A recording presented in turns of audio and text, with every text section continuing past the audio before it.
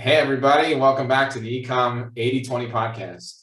I'm here, Jakob Rosenberg, with my partner, Isaac Hyman, and we're excited to be back for Hey guys, how episode are you? number 1 of our podcast.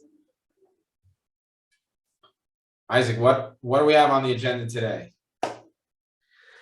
So today I think we're going to talk about, why email, SMS, and CRM is so critical. A lot of brands tend to sleep on it, right? They tend to think, it's funny because we had a client, it's about probably a year and a half.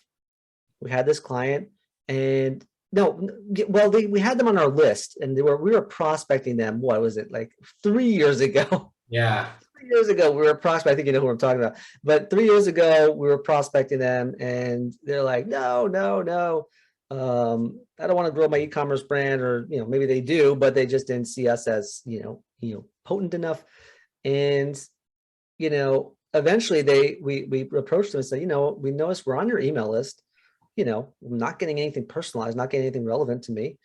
Why don't you let us handle your email list? And I checked off, right? We checked off probably like 7, 8, 9 bullet points of like, here's what's wrong. The personalization doesn't exist. The products, are not relevant to me. The best is when you point out the problems right to the client, right to the customer, and say, yeah, this is what you're doing wrong, and this is how we're going to fix it. Right. So his first response was, well, yeah, I have my email list. I have an email list of maybe like 50,000 subscribers. And I probably could do better, but I figured email was dead. It's dead. No one talks about it. It's just dead. It doesn't exist. Email's not dead. I mean, we know right now that's our comeback. Our comeback is the email channel isn't dead. The relationship you have with the customer is kind of dead. So, clear, jumpstart. Yeah. Right. Give me the paddles. So what do you think it was that tipped the scales for him? What do you think it was that got him? Right. So, I mean, it was just kind of like we said, it's not dead. You just need to know how to work it. And that's kind of what we're talking about today is why email and certainly SMS, which is coming up. You'd agree, right? SMS is coming up, and CRM, which is customer relationship marketing. Why is it critical? It's not even just not dead or not possible or okay to do. It's literally critical. So much money is left on the table by companies that don't utilize their email right. It's sad. We feel for them. We want to help everybody make that extra revenue that they're just missing out on from their email list. So yeah, I mean, there's a ton of potential there. And when you look at, like, right, we said on the last episode, we said, it's about the relationship you have with the person behind the email. Yep. If you don't have a relationship with the person behind the email, you're not going to make any money. There's no revenue. There's no relationship. It's not personal. It's not personal. Exactly. So it's a good line. It's not personal. It's not personal. It definitely is personal. You have to make it personal to me. Yeah. So tell us some of the tricks of the trade. Why now? Why now in 2021, the end of 2021, Q4? Why is email so critical right now? Are we going into why email is critical now, or are we going to email is critical? Email is critical as a whole. No, before you get to email critical now, but let's talk about why email is critical to a business. Great question. I mean, this is why email, SMS, and CRM are critical. Comes down to, like, I think we boiled it down to maybe 5 or 6 main key reasons, right? Why email is so critical. And I'd say email, right? We both say email because that's kind of like the channel, right? SMS is still growing. It's still new. It's still a little bit, kind of in your face, but I think email's been around for, how long has email been around? It's been around for about 30 to almost 40 years. We said 50. I found on LinkedIn a couple of months ago that the first email was sent in 1971. Email turned 50 this year. That was a really great LinkedIn post. I got a lot of traction on that one, but I found that out. It was a good share. It's a good share. What did they say in that email? Like, who were they sending it to? I don't even know, but he said, I forget the exact words, but it was basically, he was saying, I'm sending nothing important with this message. Okay. But we know that the message is critical right now. We know that the message itself is extremely important. What you're saying and who you're saying it to. So Yeah. Well, there must have been someone on the other end because, you know, he must have been communicating somehow. So here's why email, SMS, and CRM is critical now. And I'll start with reason one, and we can go into and talk about it a little bit more in depth. The reason is, one second here, there you go, $44 for every $1 invested, right? So think of it this way: if I put in the stock market $1 and I was able to extract $44 guaranteed, I won't say guaranteed, but in the range of estimated ROI for every $1 invested, that is a fantastic investment. Wouldn't you say? so, I think so. Right? I think so. I think it's good. And let's compare it to You can social retire on media. that. Right. You definitely retire. Yeah. Yeah. Let's compare to social media, right? It's like, first off, at a baseline, it's about 40 times more effective at acquiring customers than social media. Yeah. Right. Yeah. You also, you know, if you do, I know you do, you're the expert in paid ads and paid media. You know that field a lot better than I do specifically, but paid media, I think, if I'm not mistaken, it's about, even if you get a 2x return on your paid ads, you're dancing from the hilltop, right?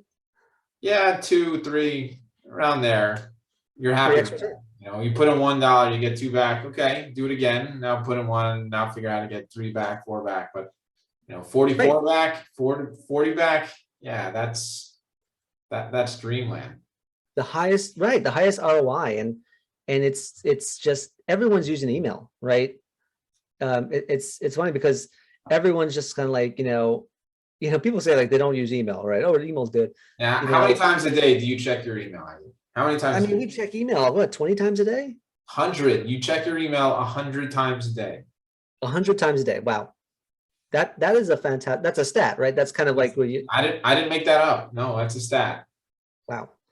100 times a day. And that makes sense because you have your personal email, work email, you know, maybe a second personal email, maybe for email for the, you know, for your kids, for the school or whatever it is. And you're constantly checking it. And some people treat it like a chat, right? They treat it like email, like a way to communicate, like a Slack or a WhatsApp, but everyone's checking it, yet no one uses it enough to kind of draw from the ROI that's meant to draw. So I think that's one of the biggest stats already, just $44 ROI for every $1 invested. So that's a fantastic number to have. Does it cost anything? It doesn't, you know, you already have it. No. Right? Well, that's reason number 2. There you go. This is email is the most profitable channel. There's no ad spend. There's nothing to spend, right? I mean, what are the costs with building up let's say, a basic email program? Like, what are the costs associated? Really, your ESP. That's kind of it. Yeah. Right. You can acquire whoever's coming to your site right now, assuming you have traffic coming to your site already. You're going to acquire whichever data points, whichever people are coming to your site now, you're just going to acquire them. So that's kind of free, unless you're paying for ads. But you pay for ads, that's your separate thing. But acquiring an email is free. Traffic. It's different. Right. Sending them an email is free. And we're not even talking about lead generation. We're not talking about lead acquisition. No. We're talking about strictly the emails that you either have or coming to you for free. Yeah. That's why it's the most profitable channel. SMS does cost a little bit slightly more than email. It's a little more expensive to do, but then you also have higher engagement with SMS from what we've seen. It's still new, but email in general is the most profitable channel. So that's really a major reason why it's critical. I think if you're a brand, right? If you, let's say you were running, and you were very close with one of the other e-commerce brands we work with, how important is profit to a business, right? I think it's revenue is critical. If you're not making any money, you're not in business. You're just doing stuff. So yeah, exactly. The third reason actually is something that's a little more kind of, and I got a story for this one. There's a little more bigger and a little bit more of a kind of a deeper kind of philosophical reason. It's that email is an own channel, while pretty much every other channel, like social media, paid search, that's a borrow channel, right? You're borrowing data from people. Didn't we just run into that a couple of months ago when certain social networks went down? Right. Yeah, exactly. Facebook went down. I'm sorry, Metaverse. Sorry. Metaverse went down. Meta. Meta. Yeah. Very meta of them. Actually, the story's around Meta, but Facebook went down for what? Even if it was like 8 hours, 10 hours. Hey, it was And a long everyone lost time, their mind. right? Right. Facebook, Instagram, WhatsApp, all that went down. All that went down, all your ads that were running, you're looking for credits now. I doubt you're going to get any money back. I don't know. I'm not on that end, luckily. But the channel I was running was what? Email, right? And but it also goes deeper because the email you acquire are owned by you. You have them. They're not like you're not borrowing data. You're not running ads to data points, which are profiles. You have them. And I don't know if you heard this funny story recently. Fascinating story, fascinating me at least. This person, right? Facebook changed their name to Meta, right? And apparently there was someone who had a handle on Instagram called Metaverse. So everyone's saying, oh man, you're going to get rich. I want to buy your handle. I want to buy it. I'll give you $1 million, 2 million, 10 million, whatever it is. Facebook's going to buy you out. You're going to make a ton of money. Lucky you. Oh my gosh, I want to be you. And what happened was Instagram, because she thought she owned her handle, Instagram ended up taking it. They just took it.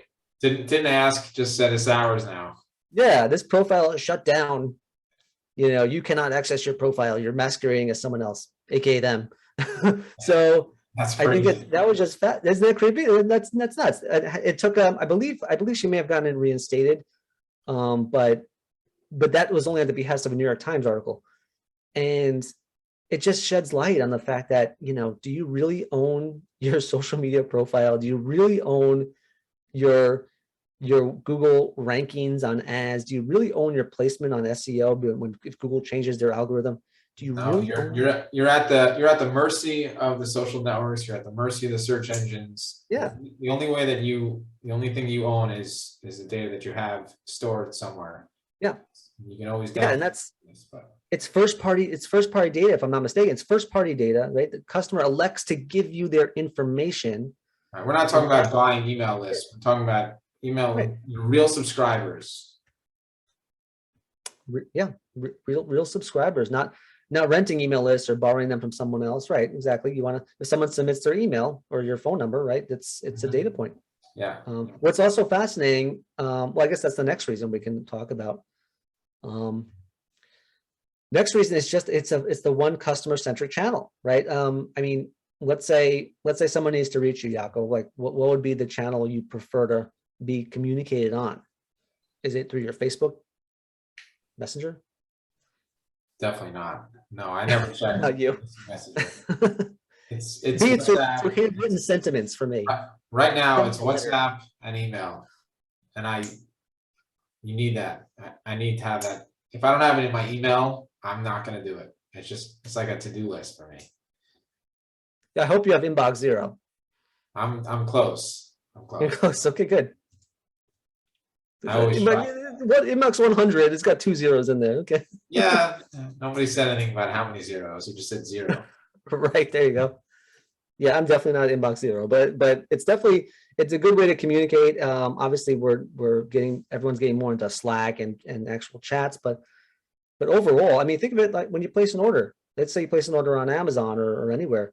What do you expect to get? You expect to get an email confirmation email, confirmation right? Text message, confirmation email. Those two are right. I'm not expecting to get a confirmation WhatsApp message or a confirmation DM on Instagram or Facebook. It's confirmation email. And because it's a customer centric channel. It's the one channel that you're going to connect directly to your customer, to a person, right? So that's what makes it fascinating. It's not a fake profile. It's not someone. It's not a bot. It's not anything. It may be a bot, but hardly. It's just a way to connect directly to the customer. Now, text also, right? I'm not a huge fan of receiving texts, but they're just starting to creep back into it. And they're starting to become much more popular. Exactly, growing channel. But the point is, it's a customer intimate channel, customer centric. You're reaching a human and for someone that's interested on that channel. That's why it's so important. The next reason, which it's so funny because, you know, this again is one of the deeper reasons, right? I think we all can agree. Just because it's a customer centric channel, it's actually a customer identifier, unique customer identifier. You know what I mean? Like if I put your email into like Facebook or Google, they'll find you. They'll find you, right? They're gonna, you know, they know about you, and it unlocks multiple data points, like probably hundreds and thousands of new data points just by getting that email, right? You build Facebook lookalike audiences, right? How do you, like in Starts with an email list. Yeah, the best way to start is with an email list because it unlocks all this data. You know, for every other channel. You go to a store, you go, let's say a brick and mortar store, you go to a store, you got, we sign up for the loyalty program. What do you put in? Email. You put in your email. Right. Oh yeah, sign up for a loyalty program. Put in your email. Yeah. Put in your phone number. How do you want to get your receipt? Either print or email. You can get it. Right. Email too.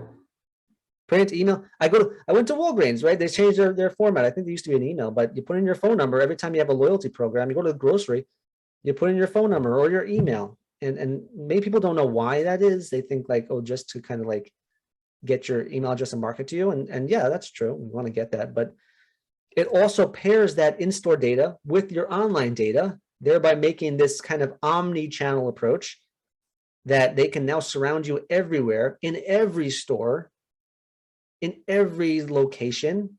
It's fantastically creepy. Yeah, big brother. But there's a fine line. Oh, who did I learn that from? I learned that from I think an NYU professor. I forgot his name. I wish I'd give him credit. There's a fine line between creepy and relevant. Yes. Right.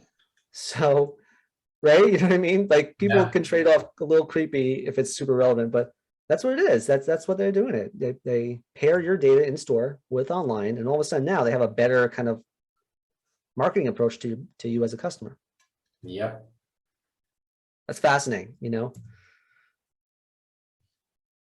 I think that was the last of that. So why is email and CRM and SMS critical right now? Q4 2021, starting Q1 2022, and in a couple of weeks. Why now?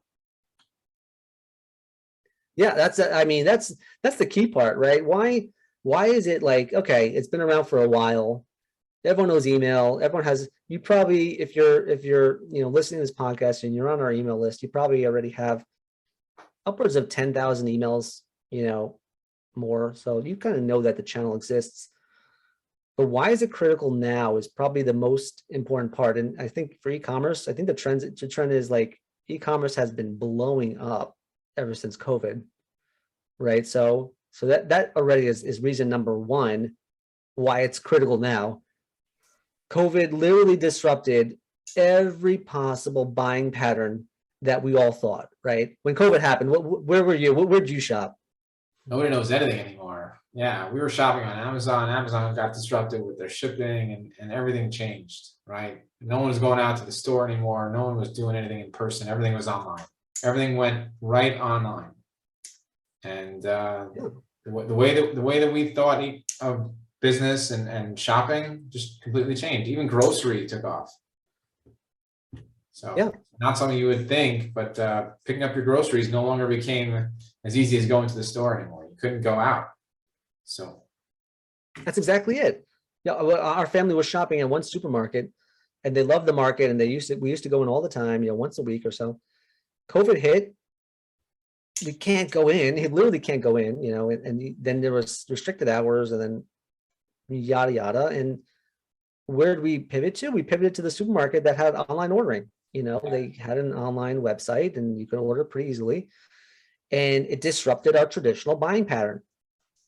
I mean, and then this affected every possible industry. So the fact that it got disrupted means that there were kind of like, I consider like a snow globe, right? Like there's a snow globe. You shake it up. Here's my snow globe, by the way. I got my office, my Dunder Mifflin snow globe, world's best boss, according to my son, which I got to live up to. Not sure if I can. Dunder Mifflin, right? It's also, the world got shook up. Everything's shaking up. It's a snow globe, and pieces are still kind of falling down. And you have the opportunity to grab as many of these pieces as you can. By pieces, I mean customers, right? You can grab as many as you can. So what, right? one thing we mentioned before, I mentioned that, you know, everything went online, and even Amazon was affected there. But from an e-commerce side, what's Amazon doing to your business? I mean, we'll talk about that, because we know that's always a challenge. Yeah, Amazon obviously had positioned themselves to capture as many customers as possible. They spent years, if not decades, right, building up this kind of, like we said, the flywheel that allows them to capture as many customers as possible, right? As soon as COVID hit, where'd everyone go? Everyone ran to Amazon, because they, number one, they knew that they have a large selection. They knew that it was super convenient and they could get it within a day or two. Prime shipping, yeah. At prime shipping, and then they probably have the lowest prices, if not even lower, right? The lowest prices for the most part. So all these things captured every single customer, and then every other small business kind of just couldn't compete. And even though customers expected them to compete, I can tell a funny story. Like back at when I was working at the top 1% of one of the brands there. I mean, what was this? How long has Prime been around for?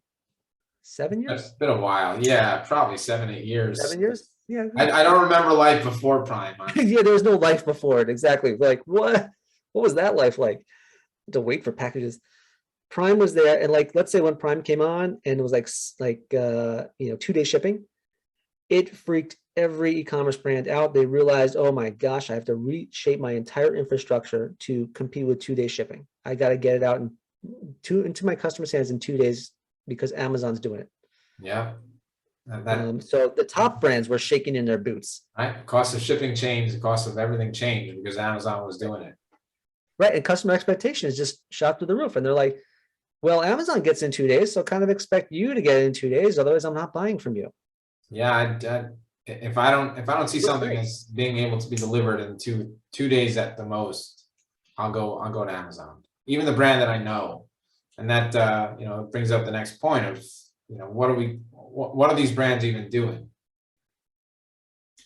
Yeah, I mean, a lot of because of Amazon, a lot of the brands kind of like, Amazon is already kind of, like we know it's a walled garden, and they kind of keep all their data, and they keep all their customer, they keep all their entire ecosystem kind of on lockdown.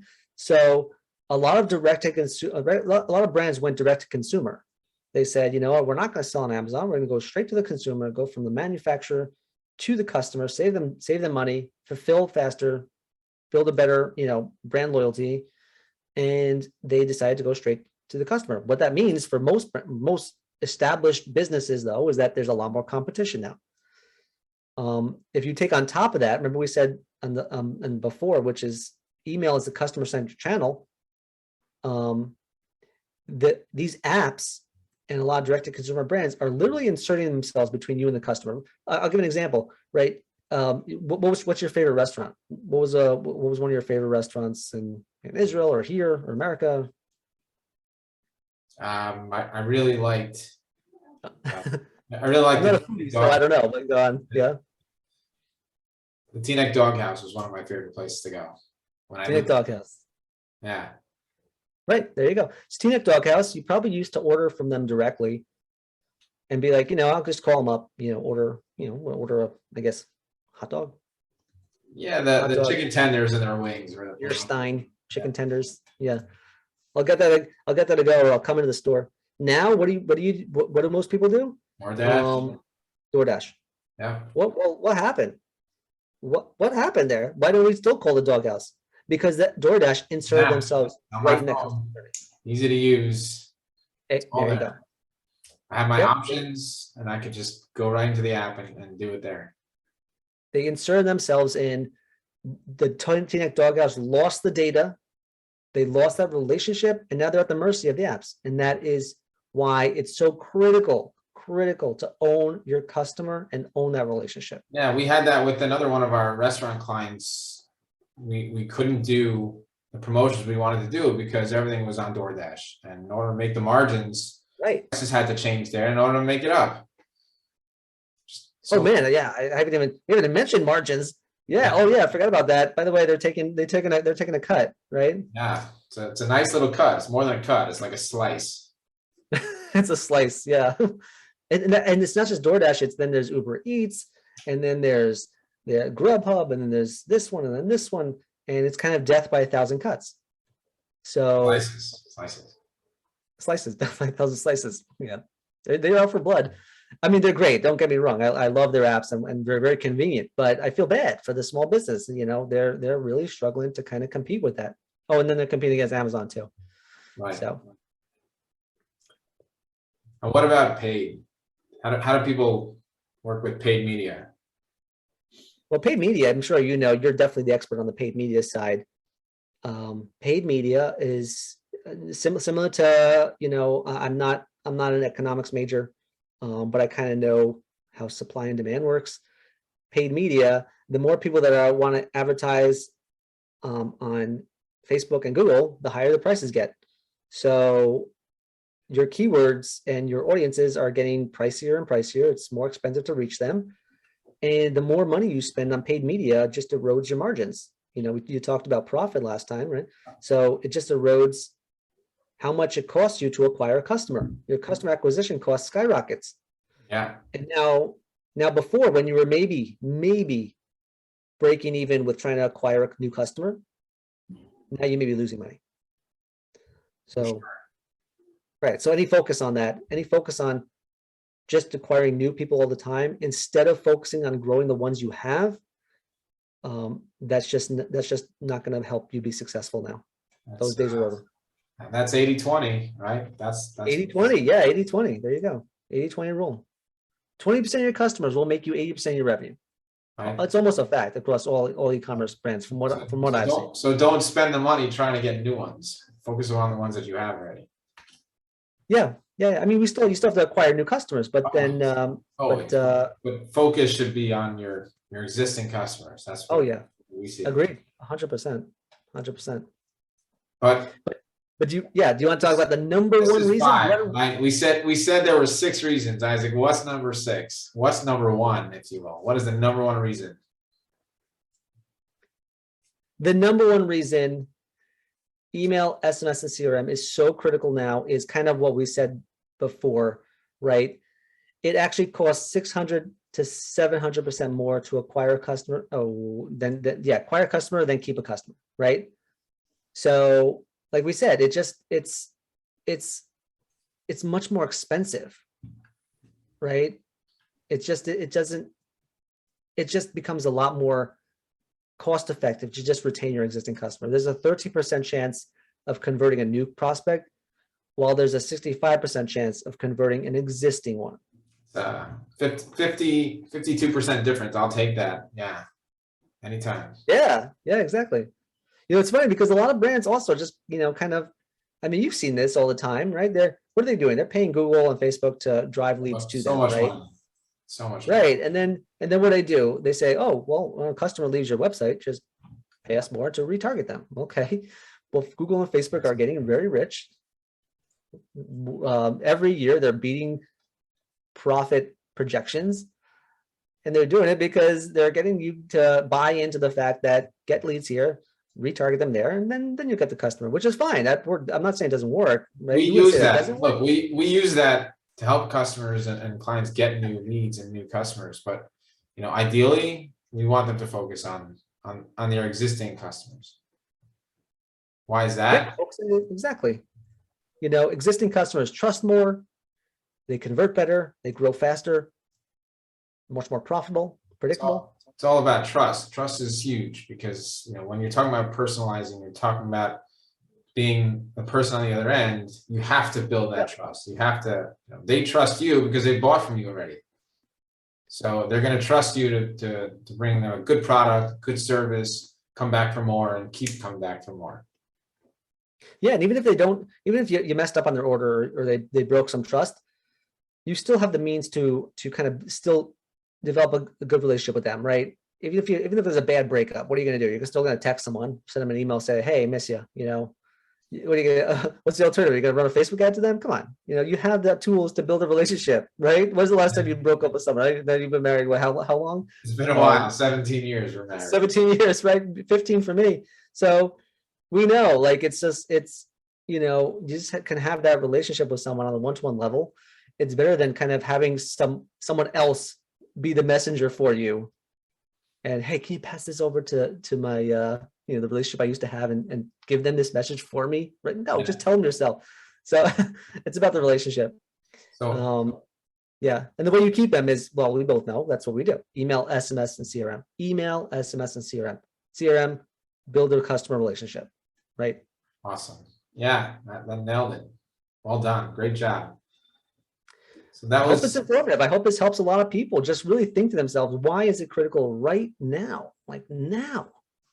don't wait. Stop what you're doing, look at your customer and say, here's another fast fact that's not on this list here, is that 75% of e-commerce brands have 75% of e-commerce customers are one-time buyers. I haven't even talked about that. One-time buyers. They bought once. They tried you out once.